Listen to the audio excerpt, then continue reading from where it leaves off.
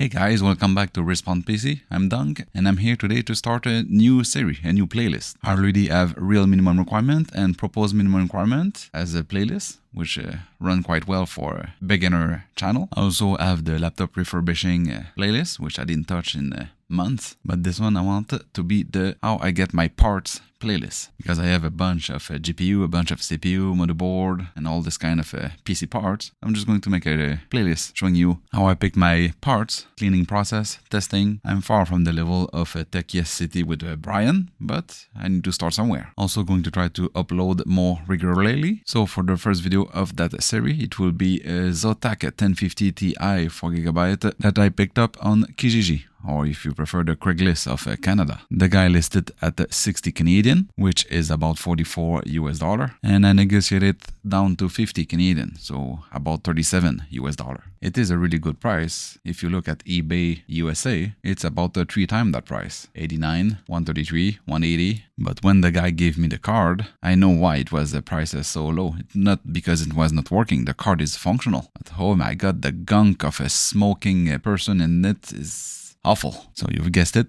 today's video is cleaning a Zotac 1050 Ti. Gunk with smoke and dust and whatever the rest is it. So a little history and spec of this card. This is the Zotac GTX 1050 Ti OC edition. It's based on the Pascal architecture, has 768 core, 4GB of the GDDR5 and a bus of 128. The card is still supported by NVIDIA. There's still driver update for this card. So it's a really nice budget card if you can get the right price for it. So in my situation right now, it was the right price, just not the right amount of gunk on it. The smell is awful, the card is super sticky, but I had to have that card because it's still number 8 on the Steam hardware. That means there's still a lot of people using this card, and to do more propose and real minimum requirements, I need that card. So let's clean that up. First step, I should have put some glove on. Second though, I see that my lighting is not good, so I guess I need to adjust that for the next video. I took the card entirely apart, and with some Lysol wipes, I started cleaning the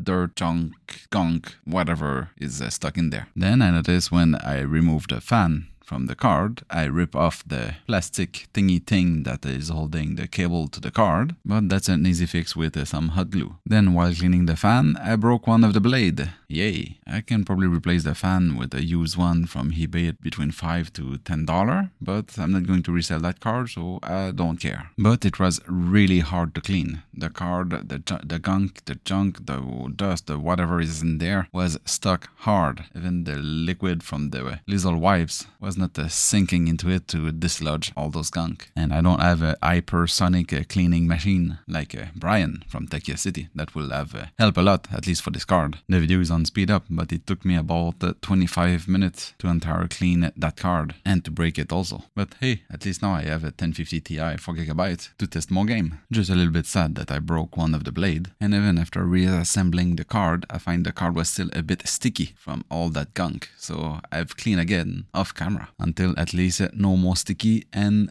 no more smelly. Disassembling and reassembling is quite straightforward. There's like only 3 to 4 different kind of screw, so you cannot screw the process. After cleaning all the card, for sure you need to test, make sure you didn't break anything else, and the card is still functional. So I just paired it with my closest board that I have beside me, which is an ASRock B450 Pro 4. Don't get fooled by the box, I don't have the B550. The box is just my standoff test bench. It's paired with the Ryzen 5 1600, I think, I have on that board. Powering the board is just bypass the power button, and of course the card is wobbly like hell by missing one blade on one fan, and it's quite noisy on top of that. But as long as the card is functional, it won't stop me to do any testing with that card, which is actually the goal why I got that card in the first place. Now I'm open to comments if you can tell me what I should do or should add to this kind of video for the future. Already my lighting is not good and I need a better angle for my camera, but should I do also some game testing? Let me know in the comments, please. Thanks. Oh, and subscribe if you don't mind.